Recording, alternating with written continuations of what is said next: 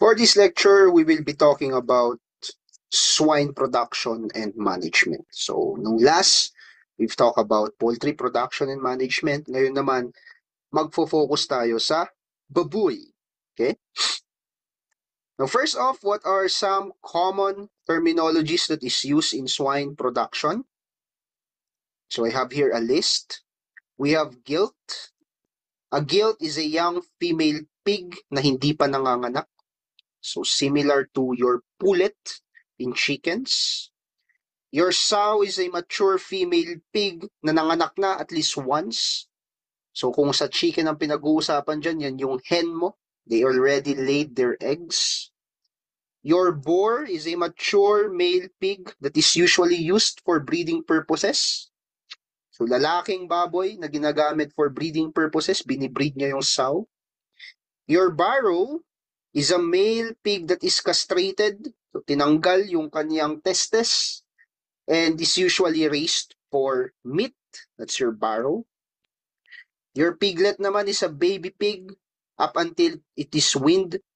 So from birth hanggang sa maalis siya dun sa kanyang nanay up until sa weaning stage niya, it's your piglet. Kapag na-wean naman na siya, ang tawag mo naman na dun ay weaner. So this is a pig recently separated from its mother or from its sow.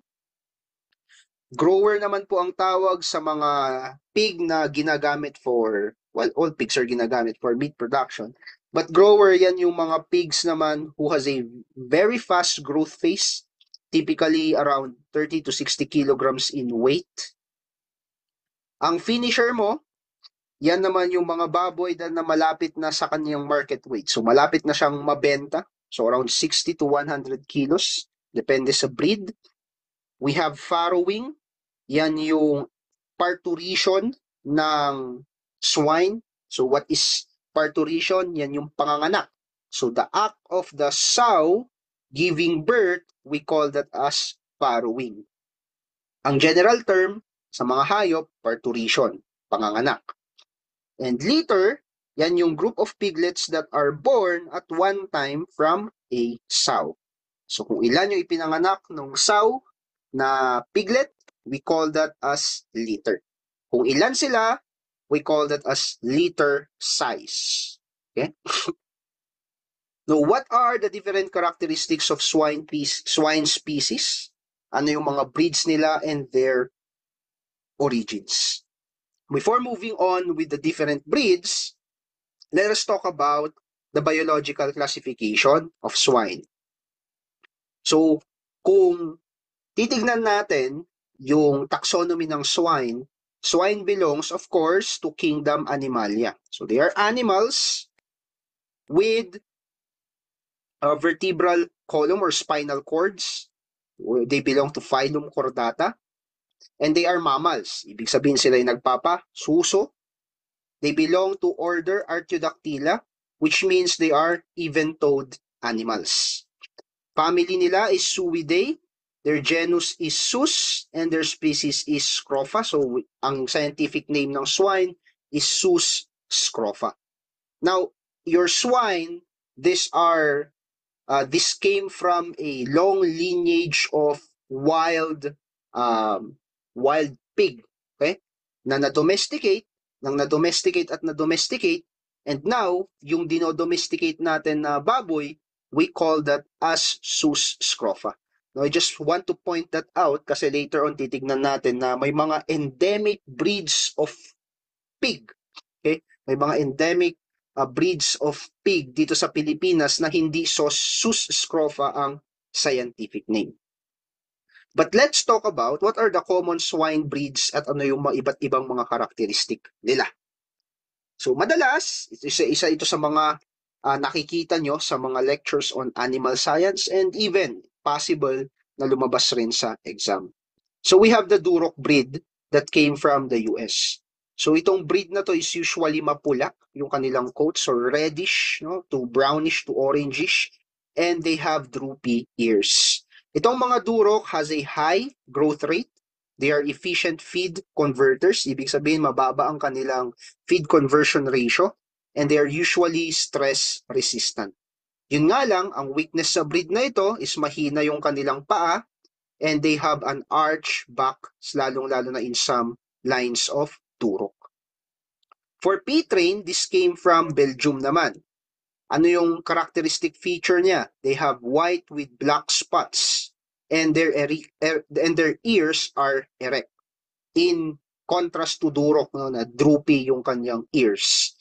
Mataas ang lean meat percentage ng P-Train and muscular din yung kanyang carcass kasi nga mataas yung meat percentage ng kanyang karne. And ang limitation niya is it usually have weak hind legs, so mahina yung legs na nasa likod, and they are very, very stress sensitive. Landrace is another one. This came from Denmark. They are white, large, drooping ears. Ang Landrace yung pinakamahaba na breed ng swine because they have around 16 to 17 ribs. And they also have excellent mothering ability. Yung katawan nila, dahil mahaba, medyo narrow din, hindi siya ganun ka-wide, okay? And ang limitation is they have weak hind legs as well, similar to P-Train. We also have large white. Yan yung parang pinagbabaliktad between landrace and large white. But landrace and large white are different. Your large white came from England. They have white erect ears. So white sila similar to landrace, but landrace have drooping ears, whereas ang large white mo naman have erect ears. Your large white are good mothers. Okay? They are prolific. Ibig sabihin yan, marami sila kung manganak. They also have good milk production because they are good mothers. And medyo maganda yung kanilang pangangatawan, medyo uniform yung body conformation nila. Although the limitation is that they have shorter body in some lines and madalas medyo matataba yung yung karne na nakukuha sa kanila because of excess back fat.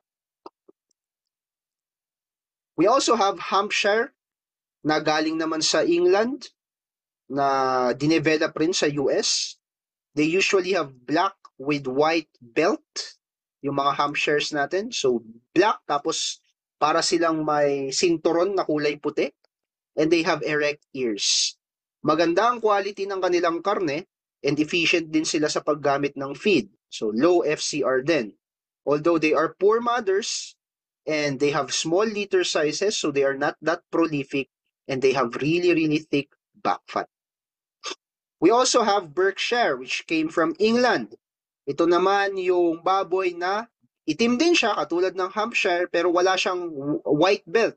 Ang meron sa kanya, may mga white points siya sa kanyang katawan, sa snout, and doon sa kanyang paa. And they also have erect ears. Masarap and tender ang karne ng Berkshire, although the limitation is that they have small litter size, they're not that prolific, late maturing, and yung excess fat rin.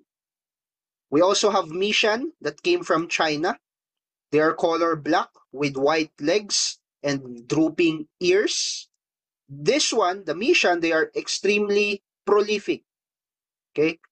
Sa isang panganganak, they can produce around 15 to 16 piglets. And they're early maturing at matibay rin. They are hardy and resistant. The problem with them is that they have high fat deposition. So tabain yung kanilang karne and hindi ganun kaganda yung yield ng kanilang carcass. And lastly, we have our Philippine native pigs from the Philippines. They are colored black, erect ears, and long snout. They are hardy, tolerant, matibay sila pagdating sa kanilang local environment, and they are very great for backyard systems. The problem is, sila ay maliliit and mabagal din yung kanilang paglaki. Now, let's take a deeper look, okay, or a further look at Philippine native pigs. So sabi ko kanina, ang mga Philippine native breeds natin, Philippine native pigs natin, matitibay sila and very adaptable to our local situation. So they are heat and disease resistant, and they are able to survive on low-cost feed. So kahit na hindi mo sila pakainin, they are natural foragers, so they can look for their own food. Usually, yung mga native pigs natin, yan yung masarap na ilitsyon. So yan yung madalas na gawing lechon and ideal for backyard farming. Yun lang, medyo hindi sila ganon kabigat, maliliit sila. For males, they're only around 40 to 50 kilos as compared to others who can go to as up as 150, 180 kilos. And for females naman, they are 30 to 40 kilos. Ano yung mga Philippine native breeds na makikita natin sa iba't ibang lupalok ng ating bansa?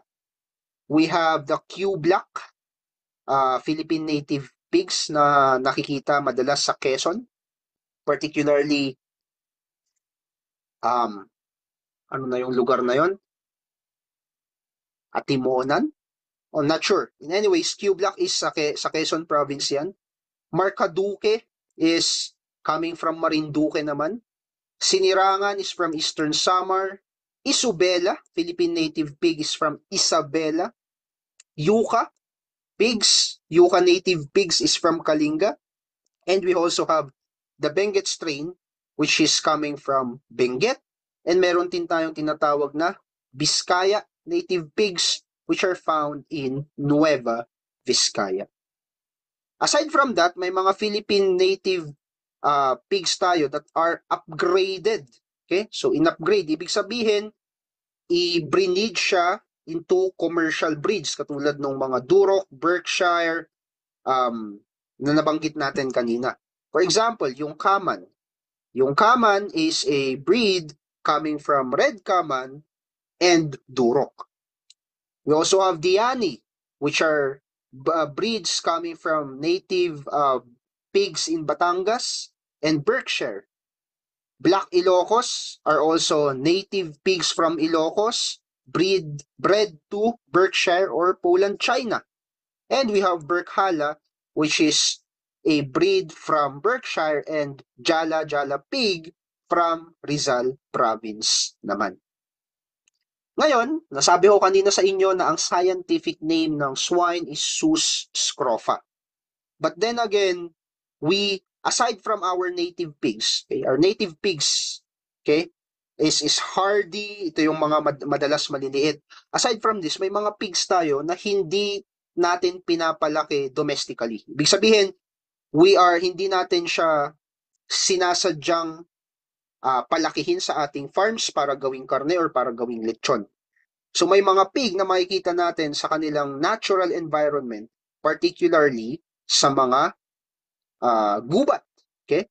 So these are called endemic wild pigs. Okay?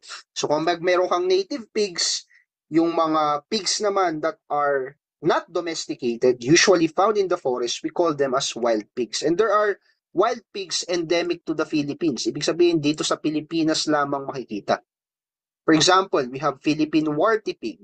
Ang scientific name niyan is Sus philippinensis, and this is found mostly in Luzon. We also have Mindoro warty pig, Sus oliveri, found naman in Palawan. We have Palawan bearded pig, that is Sus ahonobarbus, found in Palawan. Visayan warty pig is Sus sebifrons, found in the Visayas region. And we have Sulu warty pig, which is Sus sp, found naman in the Sulu archipelago. Now, when it comes to breeds, bakit natin to pinag-uusapan? Pinag-uusapan natin to kasi kapag ikaw ay nagpapalaki ng baboy, kailangan mong piliin ng maayos yung baboy mo. Okay? You need to choose the right pig breeds. So how do you do that? So in practice, kailangan mong i-define yung iba't ibang mga factors. So for example, ano yung purpose? Are you for breeding pigs? Okay, na ititinda mo sa mga growers? Or are you for meat production? Or are you for lechon production? Diba? So pag lechon yan, mas maganda daw yung native kasi mas masarap. Ano yung budget mo?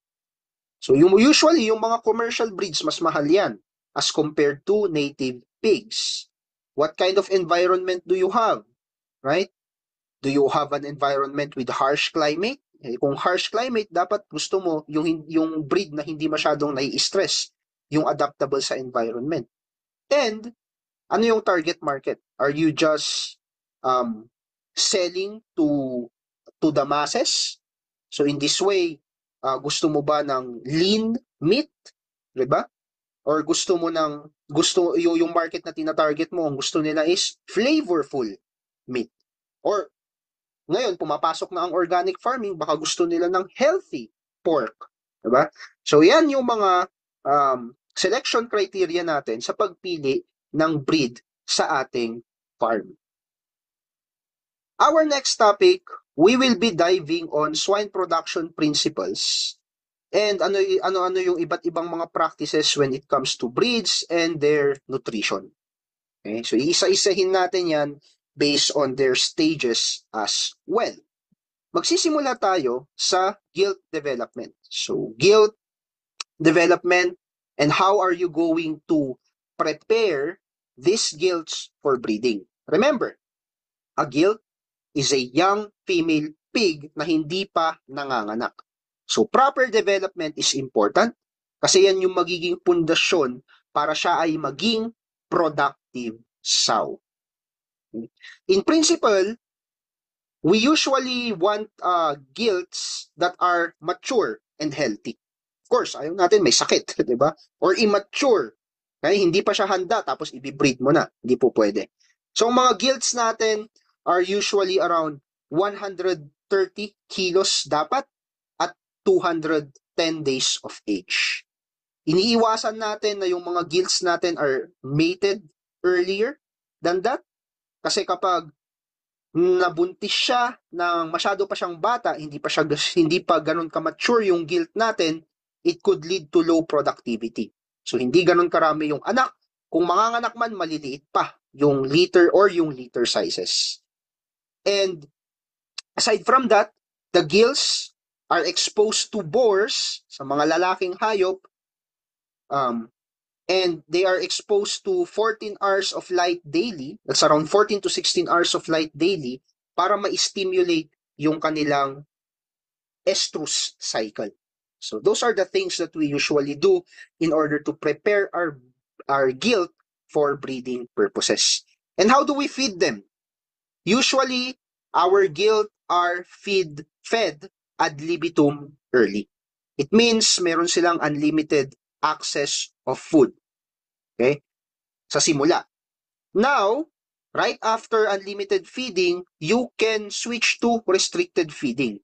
So, ginagawa yan around 2 to 3 weeks before breeding para maiwasan yung obesity ng gilts natin. Kasi obesity can also affect yung pregnancy stage and yung farrowing stage ng ating baboy. And after that, at about 2 weeks before you breed them, you can also do flushing. Flushing means itataas mo ulit yung feed intake niya 2 weeks before breeding para ma-boost yung ovulation rate. So mas maraming egg cell na pwedeng ma-fertilize nung semen na manggagaling sa boar. How about kapag yung gilt mo ay nabuntis na? So that is already gestation phase. So the sow is already pregnant. We call this stage as gestation. Ang gestation phase ng pregnant sow ay tumatagal ng 114 days. Or, yan yung 3-3-3 na tinatawag natin.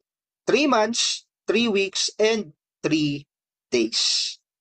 And nutrition has a very important aspect sa pagpapalaki ng bata sa kanyang sinapupunan, ng piglet, okay, sa kanyang sinapupunan. So isa sa mga pinagfokusan ng mga farmers is the body condition scoring, which means iniiwasan nila na yung pregnant sow ay maging masyadong mapayat kasi malnourished din yung anak or maging masyadong mataba naman. So ina-adjust natin yung feeding nila based on the stage of pregnancy. Ito yung tatlong general principles. So at 0 to 84 days, we usually maintain feeding at around 2 to 2.5 kilos per day sa mga pregnant sow. At day 85 to 111, ginagawa natin yung practice ng steaming up, which means pinapataas natin yung protein and energy feed intake. Okay? Kasi at this particular period, kailangan ng fetus ng mga ganyan na nutrients. And at the same time, you're also preparing the mother to store milk reserves na ipapainom rin sa kanyang mga piglets. At day 112 to 114, usually slightly, no? Dinidecrease natin yung feed kasi ihahanda na natin siya sa farrowing stage at this time. In fact, sa farrowing stage, kapag nanganganak na yung baboy, we don't usually feed them, but we provide ad libitum water, enough water, kasi kailangan yun ng farrowing swine. Now, there are some specifics na nasa gitna ng mga practices na to. Like for example, for some farmers at day 25, they do some kind of confirmation of pregnancy. So isa dyan would be ultrasound para makita kung buntis ba talaga yung baboy. Okay? At day 85, ayan, steaming up.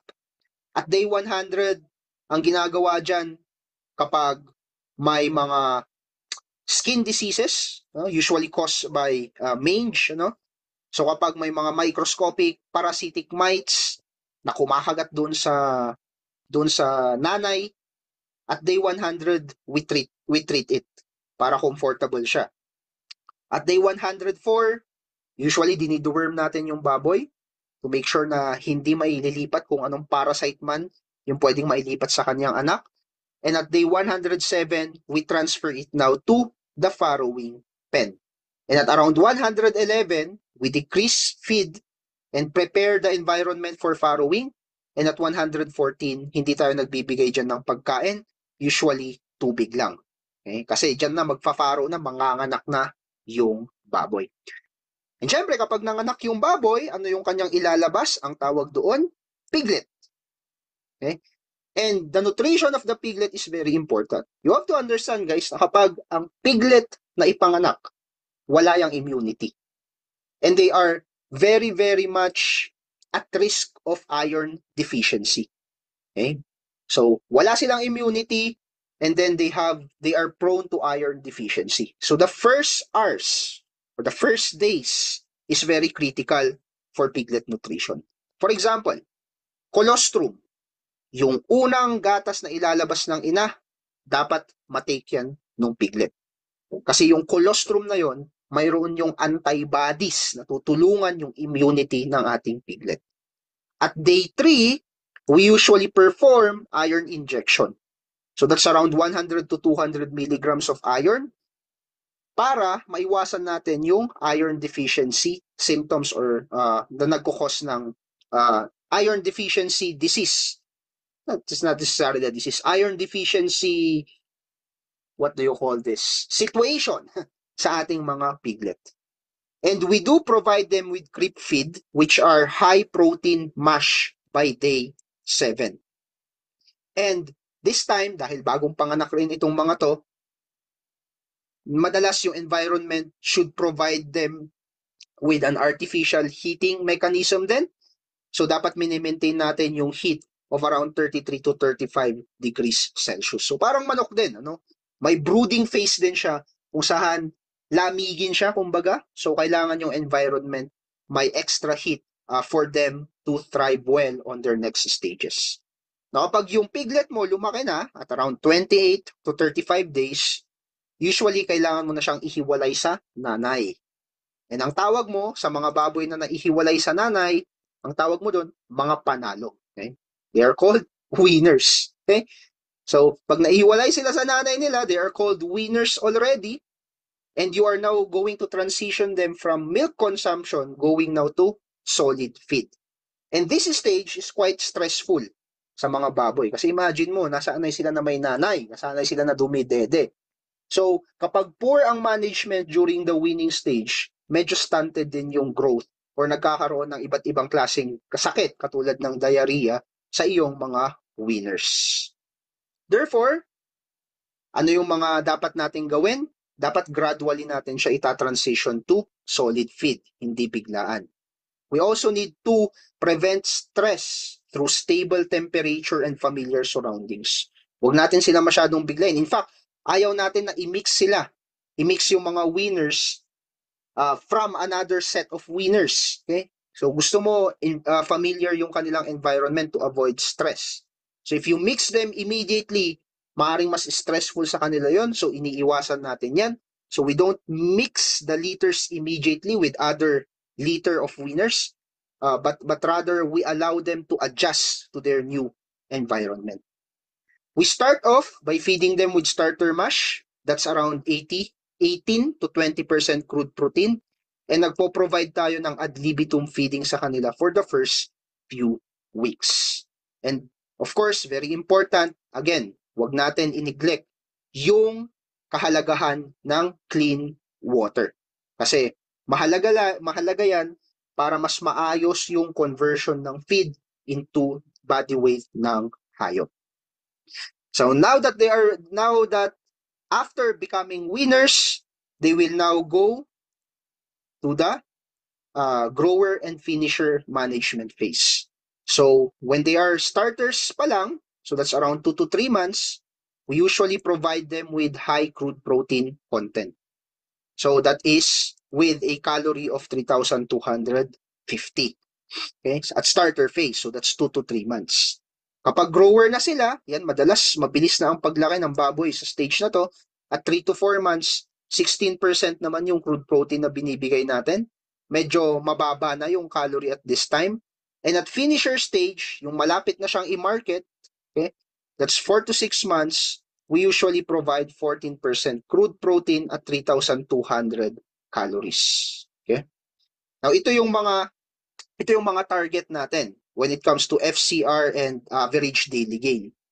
Yung FCR natin, yung feed conversion ratio, ang gusto natin naglalaro lang yan between 2.5 and 3. Which means 2.5 to 3 kilos of feed would give them 1 kilo of weight. Yung average daily gain naman, which is araw-araw, ilan ba dapat yung pagtaas sa kanilang kilo, should be around 700 to 900 grams per day. Kaya mahalaga na ifina-follow natin yung phase feeding na to of starter, grower, and finisher kasi dinidetermine din ng mga pinapakain natin sa baboy yung kanilang ADG and FCR. So some nutritional considerations by breed. Yung mga durok natin, gustong-gusto nyo ng mga high energy, high calorie food. So they're very good for finisher stage, very good for pork production. We have landrace. Ang landrace naman, kailangan na medyo balance yung protein, okay? Especially for milk and litter size kasi ang landrace, madalas yan ginagamit as a sow, as a parent sow. P-train, gusto mo low stress yung diet, and avoiding high protein late in its finisher stage. For Mishan, mabilis ang maturity niyan, lower ang maintenance pero bawas-bawasan dapat yung pagpapakain kasi mabilis siyang tumaba. And for native pigs, usually they thrive on simple feeds, root crops, and kitchen waste. Kung magbibigay man tayo ng feed sa kanila, yan ay booster na lamang. Okay?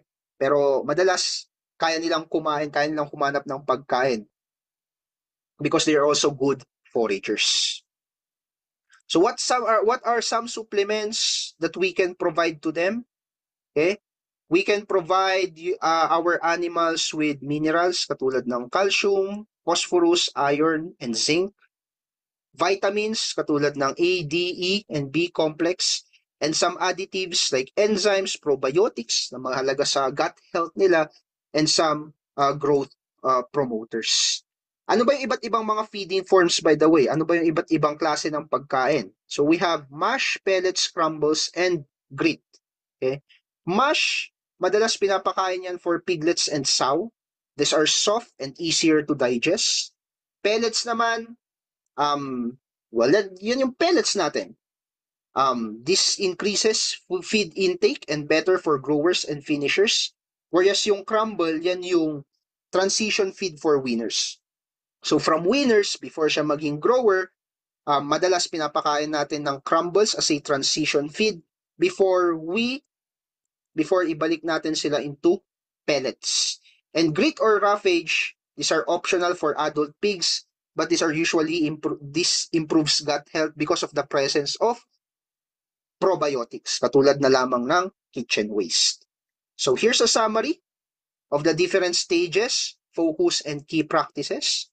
So at guild stage, that's growth up until ma-reach niya yung weight na pwede na siyang ma-breed.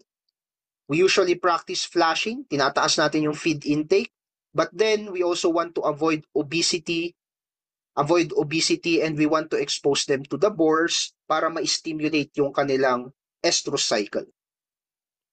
Ginagawa natin yung flashing lalong-lalo na kapag malapit na natin silang i-breed.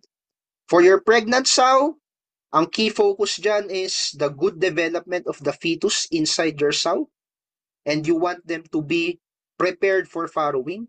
So we usually do steaming up. Pinapataas rin natin yung pagkain dyan during this stage. We deworm them. We treat their mange kung meron man, and then we transfer them to farrowing pen kapag malapit na silang manganak. For piglet, ang focus dyan is for survival, immunity, and early growth. Mahalaga na nakuha nila agad-agad in the first 6 hours yung colostrum, in the first 3 days yung iron supplement, kasi nga they are at risk of iron deficiency. We usually feed them with creep feed, and dahil bagong panganak yung mga yan, we also provide an area wherein they can brood na tamang-tama lang yung temperature at around 32 to 35 degrees Celsius. At winter stage, ang focus natin dyan ay i-transition sila from feeding milk to solid food. And we want to prevent stress as much as we can. So starter mash or crumble feed is good, and we need to provide a stable environment para ma-avoid ang stress. And as much as we can, we do not mix the winners immediately to other groups of winners. Gusto natin i-maintain yung environment na familiar sa kanila para maiwasan ang stress. At grower stage, ang focus natin is development of muscle. Kaya ang crude protein is medyo mataas at 16% with calorie of 3,200. Okay? For finisher stage naman, ito na yung final fattening stage. Okay? I-reduce natin yung consumption ng protein to around 14%, if I'm not mistaken, and we restrict feeding if needed. Kasi ayaw natin na makadevelop sila ng makapal na back fat. So, kailangan din nating bantayan yon. Now, in swine production, care and management systems are the total strategies. Magtitake ka ba ng licensure exam for agriculturists this year? If yes, I believe my course is for you. Enroll now at Learning Agri with the modular course by clicking the link below. Ano pang hinihintay mo? Mag-enroll ka na. Samahan kita mag-review. Bye!